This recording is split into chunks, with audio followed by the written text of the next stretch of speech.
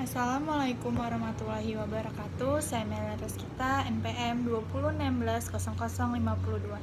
Saya akan menjelaskan tentang ruang dan waktu dalam sejarah.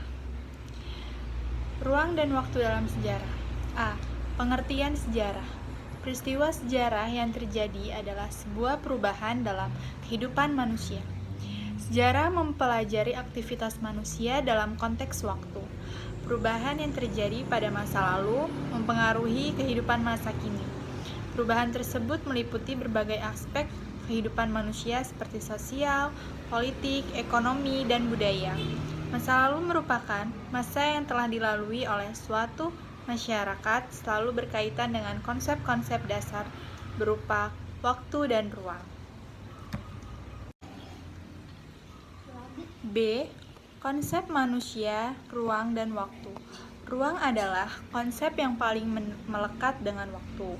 Ruang merupakan tempat terjadinya berbagai peristiwa-peristiwa sejarah dalam perjalanan waktu. Penelaahan suatu peristiwa berdasarkan dimensi waktunya tidak dapat terlepaskan dari ruang waktu terjadinya peristiwa tersebut. Masa lampau. Masa lampau itu sendiri merupakan sebuah masa yang sudah terlewati, tetapi masa lampau bukan merupakan suatu masa yang final, terhenti, dan tertutup. Masa lampau itu bersifat terbuka dan berkesinambungan, sehingga dalam sejarah masa lampau manusia bukan demi masa lampau itu sendiri dan dilupakan begitu saja. Sebab sejarah itu berkesinambungan, apa yang terjadi di masa lampau dapat dijadikan gambaran bagi kita untuk bertindak di masa sekarang dan mencapai kehidupan yang lebih baik di masa mendatang. Konsep waktu mencakup 4 hal penting, yaitu 1. Perkembangan. Suatu keadaan masyarakat dalam suatu periode tertentu dalam sejarah perkembangan dan disebabkan oleh kondisi yang terjadi sebelumnya. 2. Kesinambungan. Suatu kondisi kadang tidak melahirkan kondisi baru, melainkan tetap diwariskan karena dianggap baik oleh suatu masyarakat. 3. Pengulangan. Fenomena yang pernah terjadi sebelumnya terulang kembali pada sesudahnya dan masa sekarang. 4. Perubahan. Masyarakat membentuk praktik yang baru dan beda sama sekali dengan praktik sebelumnya. Konsep ruang dan waktu merupakan unsur penting yang tidak dapat dipisahkan dalam suatu peristiwa dan perubahannya dalam kehidupan manusia sebagai subjek atau pelaku sejarah.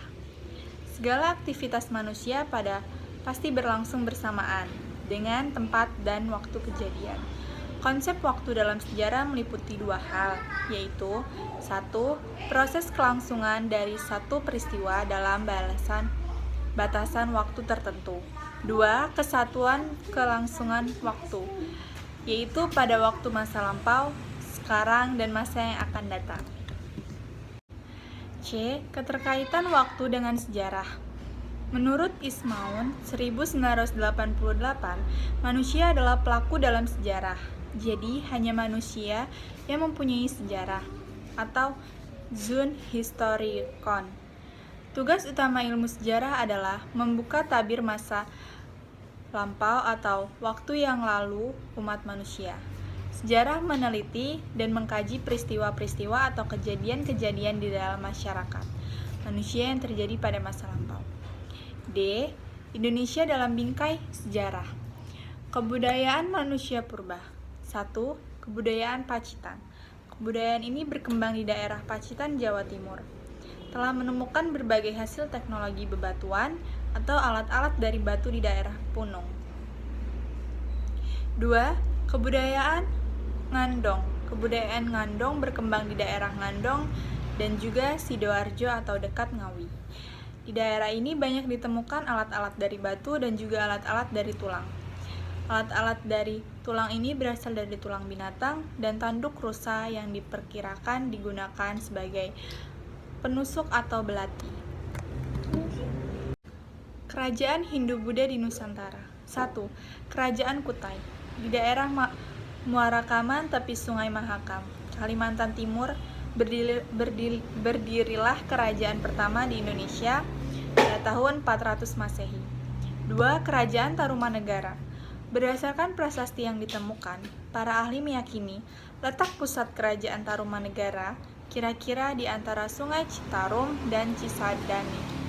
3. Kerajaan Kaling. Kerajaan Kaling atau Holling diperkirakan letak di Jawa Tengah. Masuknya pengaruh Islam di Nusantara. 1. Teori Gujarat. Teori ini beranggapan bahwa agama dan kebudayaan Islam dibawa oleh para pedagang dari daerah Gujarat, India yang berlayar melewati Selat Malaka. 2. Teori Persia. Umar Amir Hussein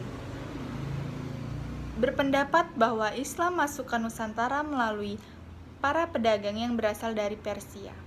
3. Teori Cina lain.